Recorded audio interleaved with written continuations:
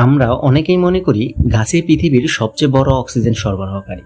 এটা আংশিক সত্য হলেও বাস্তবে পৃথিবীর সবচেয়ে বড় অক্সিজেনের উৎস হলো সমুদ্রের ক্ষুদ্র এককোষী প্রাণী, যাদের বলা হয় ফ্লাইটোপ্লাঙ্কটন।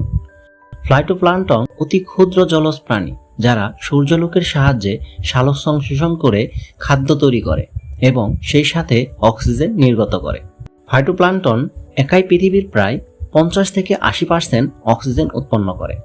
বাকি 20 থেকে 50% আসে গাছপালা, বনজ উদ্ভিদ ও স্থলভাগের অন্যান্য সবুজ জীব থেকে।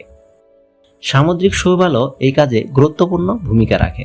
এটি আমাদের চোখ খুলে দেয় যে শুধু গাছ লাগালেই হবে না, আমাদের সমুদ্র ও জলজ বাস্তুতন্ত্র রক্ষা করতে হবে। পরিবেশ রক্ষা মানে শুধু গাছ লাগানো নয়, বরং জলজ পরিবেশ ও জীববৈচিত্র্য সংরক্ষণ করাও সমান গুরুত্বপূর্ণ। আসুন প্রকৃতির সব দিককে গুরুত্ব দিয়ে সুরক্ষিত রাখি।